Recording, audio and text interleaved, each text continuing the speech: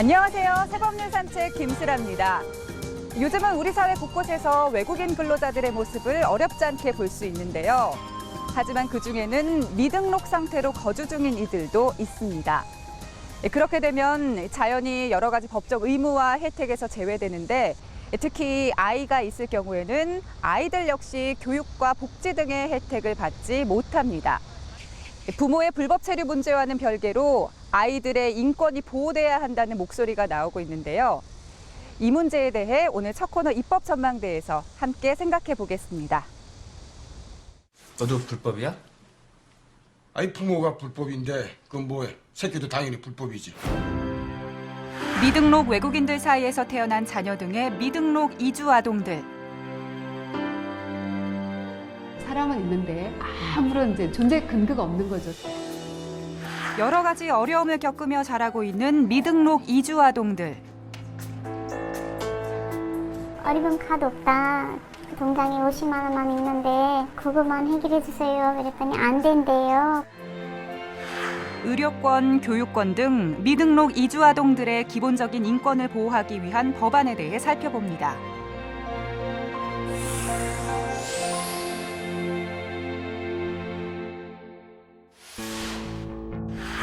현재 우리나라에 거주 중인 미등록 이주 아동들이 만여 명에 이르는 것으로 추정되고 있는데요.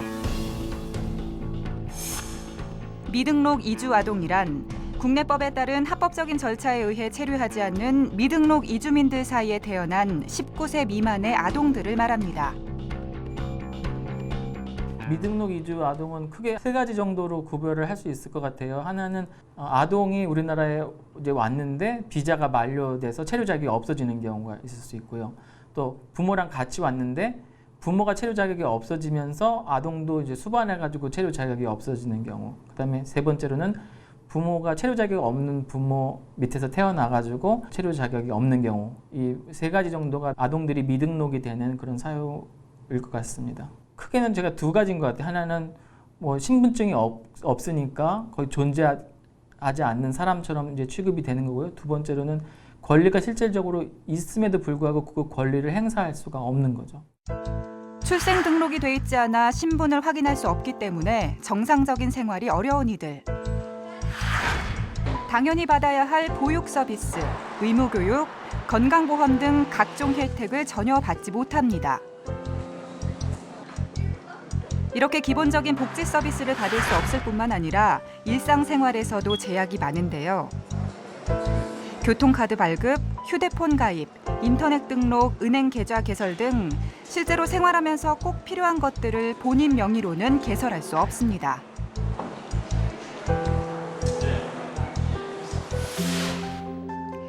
그렇다면 실제로 미등록 이주 아동들은 어떤 어려움을 겪고 있는 걸까?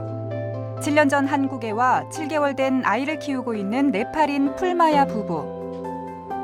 한국에 온 지는 7년 정도 됐어요. 처음에 와서 그냥 봉제일 배웠었어요. 이제 누가 소개줘가지고 그리고 신랑도 똑같이 봉제일하고 처음에는 뭐 일하러 비자로 오는 거고 그거 비자 만료되면 이제 비자 끝나면 이제 거기서 이제 그만두는 거죠. 이제 내가 스스로 찾아서 일하는 거죠. 이제 써주시는 사람도 있고 안 써주시는 사람도 있고 돌아가야 되는데 돈도 이제 얼마 잘 못 벌고 월급이 많이 없어서 그러니까 우리가 이제 비자가 있으면 애기도 신청할 수가 있거든요. 근데 우리가 비자 없으니까 애도 우리처럼 똑같이 불법으로 됐어요. 얼마 전 크게 화상을 입은 풀마야 부부의 아기. 의료보험 적용을 받지 못해 화상 전문 병원에서 높은 비용을 지불하며 치료 중인데요. 제가 차를 마시려고 그랬다가 이제 방에다 놓고 가스에 끌어가다가 1분 사이에 저렇게 된 거예요. 바로 뛰어와서 못 뵙겠어요. 그때 살이 다 녹아 있었어요. 그래갖고 구급차 불러주고 갔는데 80만 원 정도 나왔었는데 어리분 카드 없다. 통장에 50만 원만 있는데 그것만 해결해 주세요. 그랬더니 안 된대요. 우리는 힘들도 견딜 수가 있어요. 애기들은 진짜 우리가 잘못한 거잖아. 부모가 돼가지고 이렇게 그냥 뭐 해줄 수는 없고. 최근 이주노동희망센터가 미등록 이주아동 가구 30곳을 대상으로 설문조사를 한 결과 부모들은 자녀가 아플 때 가장 큰 어려움을 겪는 것으로 조사되기도 했습니다. 굉장히 어려움이 많죠. 감기 걸려도 실질적으로 병원에 가서 보면 적응이 안 되기 때문에 많은 이상 나오고 약값이 굉장히 비싸고 뭐 수술이나 하게 되면 어마어마한 돈이 나가게 돼요. 그래서 제일 힘든 부분이 아이들이 아플 때 굉장히 힘들어하는 부분이고요. 두 번째는 이제 교육권인데 아직 법률적으로 아이들의 의무 교육 사항이 없어요. 저희 나라에서는 이제 내부 지침으로 학교장 조치에 의해서 학교를 다니시는데 아이들 학교 갈 나이 정도 됐을 때 입학 통지서가 일단 안 나옵니다. 그렇기 때문에 언제 보낼지 알 수가 없고요. 그 다음에 또 중요한 것 중에 하나는 그 아이들은 아무런 이 존재 자체에 권리가 아무것도 없기 때문에 고등학교를 만약에 잘해서 다녔다 하더라도 일단 뭐 비자나 뭐 아무것도 없기 때문에 일단 대학교도 갈 수 없고요. 그 다음에 할 수 있는 일이 아무것도 없는 거죠. 실제 상황에서는. 이렇게 서류상 어디에도 존재하지 않는 유령 같은 존재인 미등록 이주 아동들. 국적도 없이 언제 추방될지 모른다는 불안감 속에서 인권을 보호받지 못한 채 살아가고 있습니다. 이들을 보호하기 위한 법안이 발의되어 있는데요. 해당 법안의 내용 먼저 자세히 살펴보겠습니다. 새누리당 이자스민 의원이 지난해 12월 이주아동 권리보장 기본법안을 발의했는데요. 국내 모든 이주아동들의 교육권과 건강권을 보장하자는 내용입니다. 우리와 함께 살고 있지만 우리 정부가 아무런 정보를 가지고 있지 않은 그런 아이들이 미등록 이주 아동입니다. 그래서 이 부모와 불안정한 지위 때문에 태어났을 때부터 불법이라는 낙인을 지키지 않기 위해서 그런 점에서 출발을 하게 됐던 그런 부분이고요. 특히 이 출생 등록을 할 수 있는 그런 근거를 만들었고 아무래도 이주 아동에 대한 인권 문제가 지속적으로 이렇게 제기가 되다 보니까 예를 들자면은 교육부 같은 경우는 이제 지침으로 교육을 받을 수 있는 그런 권리를 가지고 있다는 그런 부분이 있겠지만 워낙 내부 지침으로 들어가 있다 보니까 이 효과가 굉장히 미미하고 집행이 불확실하기 때문에 법률로서 규정을 하려는 그런 취지가 있었습니다. 그리고 이 10,000명, 20,000명이라고 이제 추산만 하고 있는 그런 숫자를 이 이주 아동에 대한 실태 조사를 그런 근거를 마련한 부분도 굉장히 중요한 부분이라고 생각을 합니다. 핵심이 되는 내용은 이주아동에게 출생 등록 권리를 부여하고 출생 사실을 신고 증명할 수 있도록 한 부분입니다. 또 국가와 지방자치단체는 이주아동의 건강, 안전, 복지 증진을 위한 지원 정책 등을 수립하고 시행해야 하며 이를 위해 법무부 장관이 5년마다 이주아동 정책 기본 계획을 수립하도록 했습니다.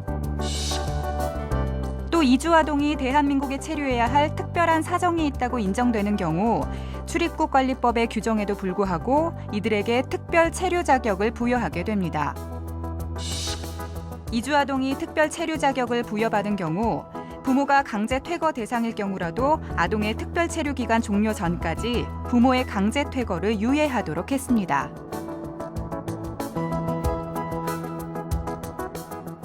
하지만 이들 미등록 이주 아동들이 분명 불법적으로 체류 중인 외국인들의 자녀라는 점에서 이주 아동 권리보장 기본법안 입법에 대한 우려의 목소리도 나오고 있는데요. 이와 같은 의견을 수렴하면서 아동들의 인권을 보호할 수 있는 방안 함께 생각해 보겠습니다.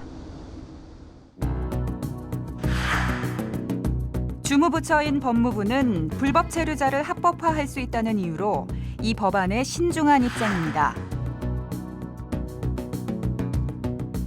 대부분의 미등록 이주 아동들은 출입국 관리법상 불법 체류하고 있는 부모와 함께 살고 있는데 아동의 체류를 합법화하면 출입국 관리법과 이주 아동 권리보장 기본법이 충돌할 수 있다는 이유에서인데요.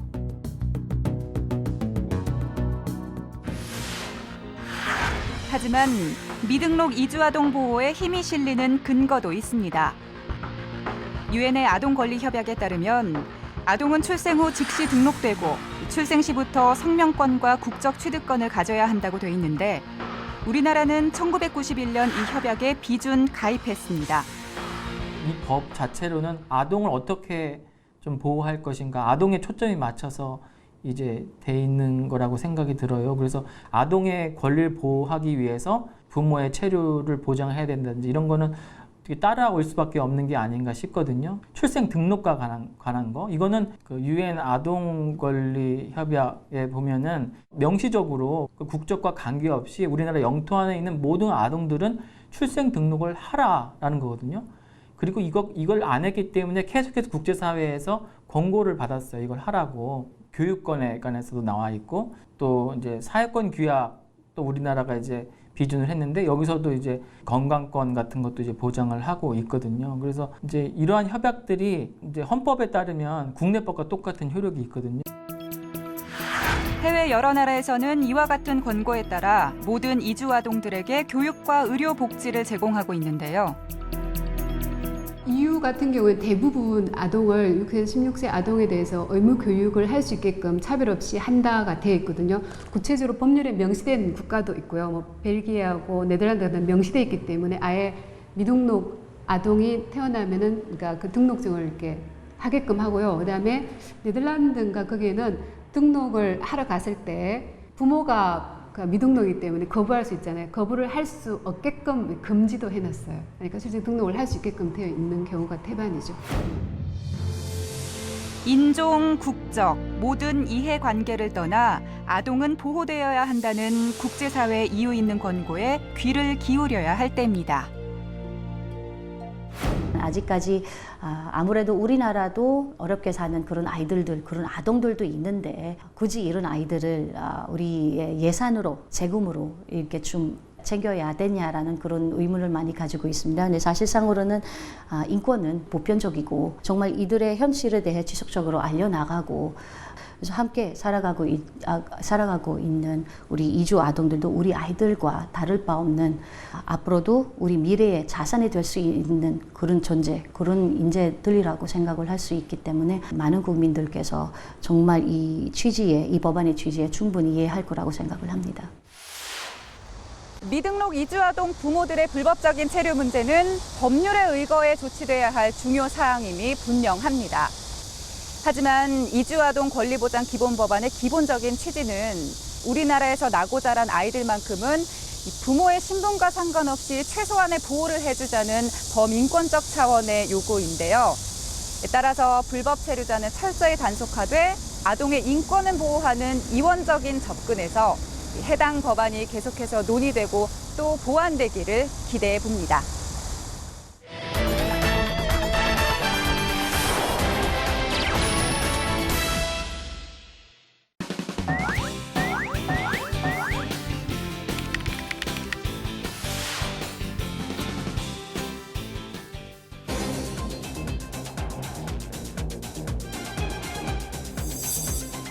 지난 4월 국민의 공분을 산 가짜 백수호 사태.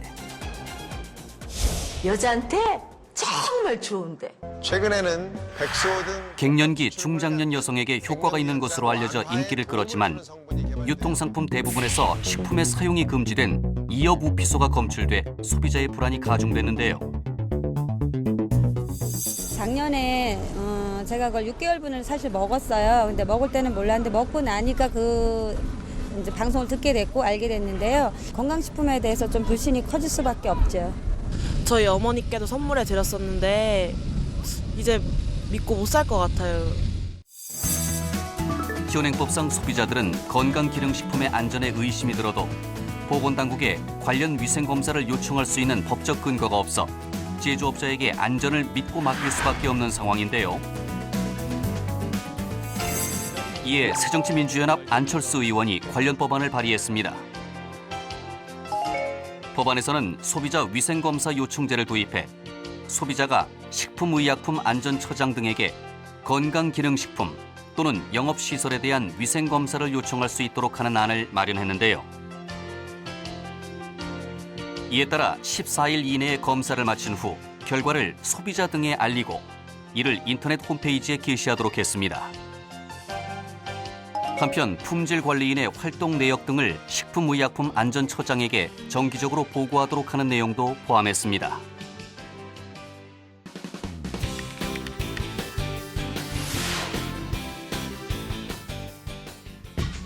지난 10월 폐기용 계란이 학교 급식용으로 납품된 사실이 알려지며 식품 위생 문제가 다시금 도마 위에 올랐습니다. 현재 정부는 식품뿐만 아니라 축산물 분야에도 안전관리 인증 제도인 해썹과 영업자에게 자신이 생산한 제품 검사를 실시하도록 하는 자가 품질 검사제를 시행하고 있지만 실효성이 미흡하다는 의견이 제기되고 있는데요. 새누리당 김재식 의원이 관련 법안을 발의했습니다.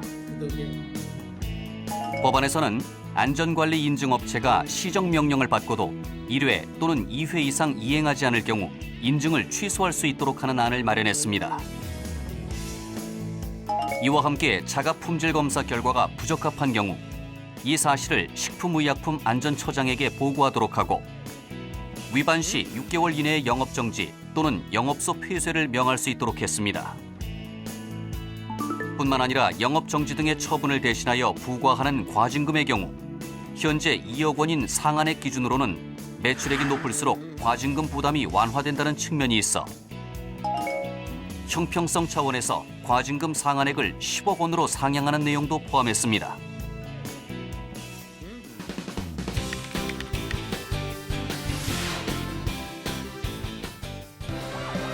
운전자라면 누구나 긴급 차량에 길을 양보해야 할 의무를 가지고 있는데요.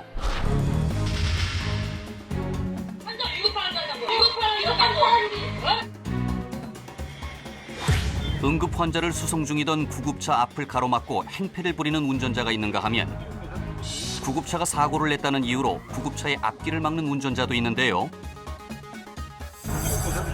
하지만 이처럼 운전자가 긴급 차량에 진로를 양보하지 않을 경우 차종별로 4만 원에서 6만 원의 과태료를 부과하는 데 그치고 있는 상황. 이에 새정치민주연합 정청래 의원이 관련법 개정안을 발의했습니다. 법안에서는 차량으로 도로를 가로막는 행위 등으로 긴급자동차의 진로를 방해하지 못하도록 하고 위반 시 6개월 이하의 징역 또는 100만 원 이하의 벌금이나 구류에 처하도록 하는 안을 마련했는데요. 이와 함께 긴급자동차에 경광등, 사이렌 등을 사용해 긴급 상황으로 가장하지 못하도록 하고 위반 시 20만 원 이하의 벌금이나 구류에 처하도록 했습니다. 사람의 생명이 걸린 위급한 상황이지만 내가 급하다는 이유로 긴급 차량에 양보를 하지 않는 운전자들이 여전히 많습니다. 미국 등 선진국에서는 긴급 차량 가로막기에 대해 높은 과태료를 부과할 뿐만이 아니라 관련 교육을 받도록 한다는데요. 우리 역시 처벌 강화와 더불어 운전자들의 인식 개선 역시 이뤄지기를 기대해 봅니다. 다음은 실생활에 도움이 되는 법률 정보를 알기 쉽고 재미있게 전해드리는 새법률 생활백서 시간인데요. 오늘은 어떤 내용일지 확인해 보시죠.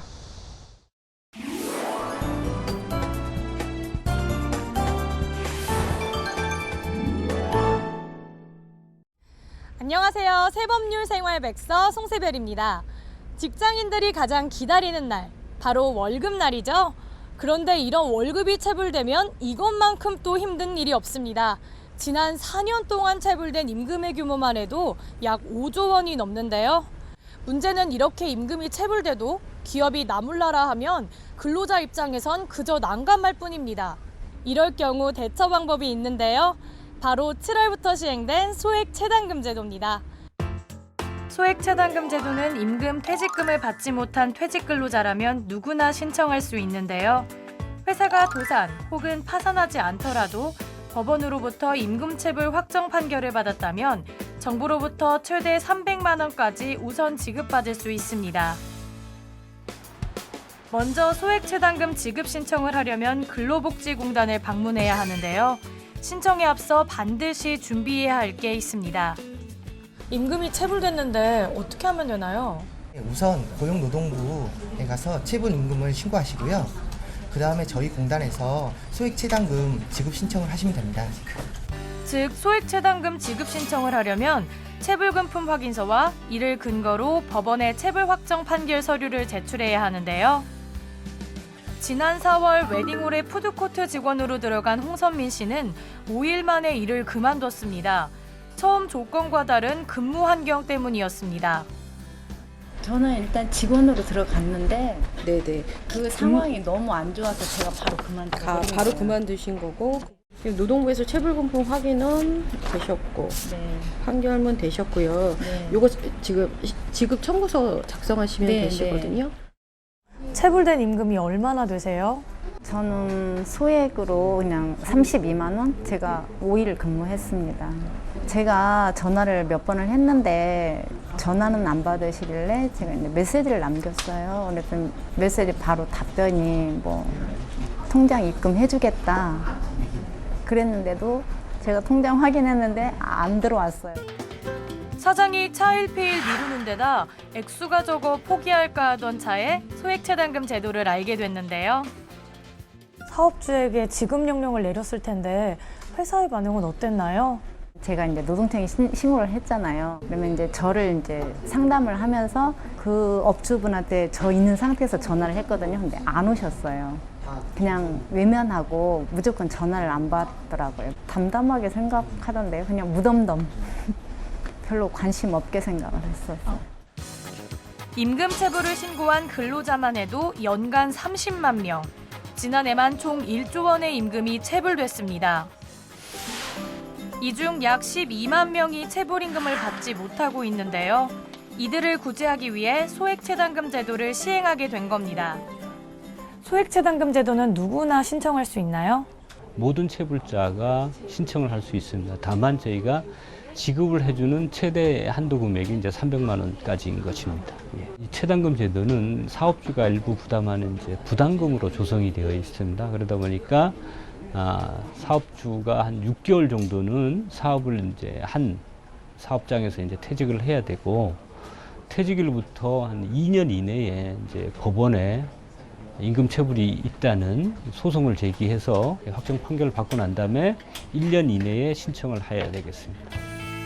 특히 소액체당금은 일용직 건설 근로자에게 큰 도움이 되는데요. 이들이 속한 하청업체의 경우 6개월 미만 업체가 많아 자격 미달로 체당금을 받지 못하는 일이 많았습니다. 하지만 소액체당금은 공사를 도급한 건설업체를 기준으로 하기 때문에 훨씬 많은 이들이 혜택을 보게 됐습니다. 소송을 지원받을 수 있다고 들었는데 어떻게 지원받을 수 있나요? 사업주가 임금을 이제 끝까지 이제 안 주거나 또 사업주가 재산을 또 다른 데 돌려놓거나 일부 이제 그런 사업주들이 있습니다. 그럴 경우에는 이제 법원에 소송을 제기를 해야 되는데 거기에 들어가는 비용이 또 이제 근로자들 입장에서 만만치 않기 때문에 저희 기금에서 비용을 대신 납부를 해줍니다. 근로자가 법원에서 임금 체불 확정 판결을 받으면 정부가 대신 체불된 임금을 지급하는데요. 이때 소송 비용은 대한법률구조공단을 통해 도움받을 수 있습니다. 즉 많은 근로자들이 체불 임금을 받으려 해도 체불 확정 판결을 받을 소송 비용이 부담돼 포기하는데요. 법률구조공단을 통해 무료 소송 지원이 된다는 말에 박현진 씨도 이곳을 찾았습니다. 혹시 이게 기간이 어느 정도 걸려요? 소장이 접수되고 현재 상대방한테 아직 송달되진 않았어요. 그래서 짧게는 3개월, 길게는 6개월 정도 걸리는 것 같아요. 컴퓨터 그래픽 디자이너인 박현진 씨의 체불임금은 250만 원, 한 달치 월급인데요. 사업주는 직원들이 쉽게 소송을 하지 않는다는 점을 노려 상습적으로 임금 체불을 해왔습니다. 법률구조공단에 방문하시게 된 이유가 뭔가요? 제가 월급이 떼이고 나서 인터넷으로 검색해 보니까 소액체당금 제도라는 게 있어가지고 그렇게 찾게 됐어요. 법률공단에 와서 보니까 그 전에 직원들도 굉장히 많이 월급을 떼이셨다고 하시더라고요. 임금이 체불됐을 때 당시 심정이 어떠셨어요? 배신감 같은 게 엄청 컸죠. 지금 다른 회사를 차려서 하시는 걸로 알아요. 그래서 다음에 직원들도 이런 일이 없어야 될 것 같아서. 소송을 통해 법원으로부터 체불 확정 판결을 받아 제출하면 정부는 근로자에게 체불임금을 대신 지급하고 추후 사업주에게 이를 청구하게 됩니다. 다만 월 임금이 400만 원 미만인 근로자만 지원받을 수 있습니다. 소액체당금 제도가 생기면서 과거와 달라진 점이 있을까요? 가장 핵심적인 차이점을 말씀드리자면 과거의 체당금 제도는 조금 요건이 엄격했는데 특히나 사업주가 파산 절차 진행 중이라든지 사실상 도산 상태에 있을 것을 요구했기 때문에 근로자가 이용하기에는 좀 어려운 점이 많이 있었습니다. 근데 소액 체당금 제도는 그거와는 달리 사업자가 사실상 도산 상태에 있을 것을 요구하지 않습니다. 소액 체당금 제도 이용해 보시니까 어떠세요? 솔직히 진짜 좋은 것 같아요. 제가 법적으로는 잘 모르니까 여기 법률공단에서도 되게 쉽게 설명해 주시고 그리고 알아서 좀 해주시는 부분이 많아가지고 비용적으로도 굉장히 좋죠. 소액 체당금 제도는 근로자들의 권리 찾기의 일환인데요. 이를 계기로 어떤 상황에서도 일한 만큼 자신의 노동의 대가를 받을 수 있는 건강한 근로 환경이 조성되길 바랍니다.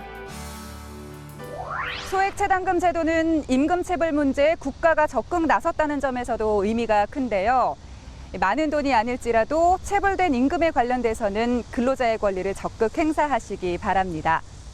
소액 체당금과 관련된 사항은 근로복지공단, 고용노동부 그리고 대한법률구조공단으로 문의하시면 자세한 안내 받으실 수 있습니다. 새법률 산책 오늘 준비한 내용은 여기까지입니다. 저희는 국정감사가 끝나는 10월에 다시 찾아뵙겠습니다. 함께해 주신 여러분 고맙습니다. Fragile like a single white feather, silently flying, while the winds are holding you, lost into the arms of the wind.